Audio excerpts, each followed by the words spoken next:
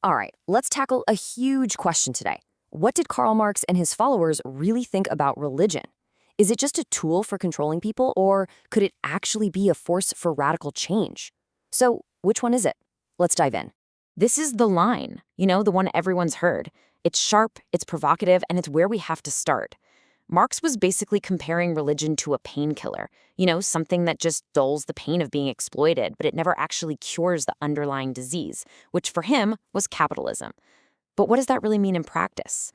So, how exactly does this opium work its magic? Well, to really unpack that famous quote, we need to get our heads around a core Marxist idea. And it's all about how the system we live in can actually shape what we think. And that idea is false consciousness. It's this concept that the powerful can create a kind of social fog. You think you're seeing the world clearly, but what you're actually seeing is a version that benefits the people in charge, not you. And for Marx, religion was one of the main things creating that fog. Okay, so this brings us to the traditional Marxist argument. Think of this as the original, really hard-hitting take, that religion isn't just a comfort, it's an active weapon, an ideological tool used by the ruling class to keep their power. So let's break down this playbook. First up, religion can make huge inequalities seem totally natural, maybe even divinely ordered. Second, it gets you to stop worrying about your suffering today by promising a great reward later in the afterlife.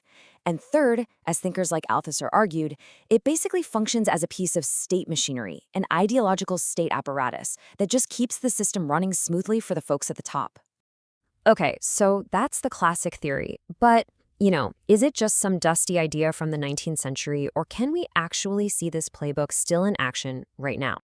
Oh, absolutely. I mean, just think about the prosperity gospel. It's this idea that being wealthy is literally a sign of God's favor. It's a perfect example of a religious idea that can be used to justify massive inequality. Or, look at cases where state-backed religions preach obedience to the government. That's a role Marx would have recognized in a heartbeat. So it kind of seems like an open and shut case, right? Religion equals control. But what if it's way more complicated than that? And this is where we get the neo-Marxist twist. See, later thinkers looked at all the evidence and said, hang on, Marx missed something big. They started arguing that faith wasn't just a sedative, it could also be a powerful stimulant for revolution. So here's the crucial idea, this dual character of religion. On the one hand, yes, of course it can be used to keep things as they are, just like we see on the left. But on the other hand, it's also packed with these powerful ideas about justice, liberation, and equality that can inspire people to fight against the system, as you see on the right. And the best example of this has got to be liberation theology. Back in the 20th century, all across Latin America, you had priests and activists who took the core message of Christianity and used it not to calm people down, but to organize and empower the poor to demand justice from really oppressive regimes. And we still see this energy everywhere today.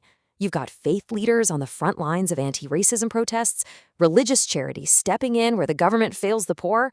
So often, religion is actively challenging the powerful, not just propping them up. Okay, so we have two totally conflicting ideas. Religion as a tool for control and religion as a force for change. How in the world do we square that circle in our modern, globalized world? Well, a more recent analysis kind of brings both ideas together. It suggests that under today's global capitalism, even faith itself gets sucked into the market. Things like a sense of meaning, community, even spirituality. They can be packaged, branded, and sold just like anything else. I mean, just look at the model for a lot of megachurches. They often run like massive corporations. They use sophisticated marketing to sell a really appealing product, a sense of community, a feeling of purpose, all neatly packaged for you to consume. And at the exact same time, you see how these really intense material conditions, that feeling of being left behind by the global economy, can fuel the rise of fundamentalist movements. They offer certainty and a powerful identity in a world that feels really unstable. So in that sense, Marx was right. Our economic conditions absolutely shape our beliefs. So after weighing all this evidence, where do we actually land? Just how useful is the Marxist lens for understanding religion here in the 21st century?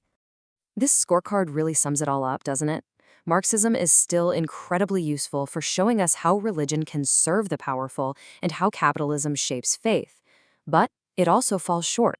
It often assumes believers are just passive, and it ignores all those religious movements that do challenge the system. Plus, in many societies, religion just isn't as powerful as it used to be. So ultimately, the verdict is pretty clear. Marxism doesn't give us the whole picture, not even close, but it gives us a vital and really powerful piece of the puzzle. It's an important, but in the end, a partial explanation. And that leaves us with one last big question to chew on. In our world today, is faith more often a product we consume to feel better about things, or is it a power we actually use to try and make the world better? Maybe the real answer is that it's always and will always be a little bit of both.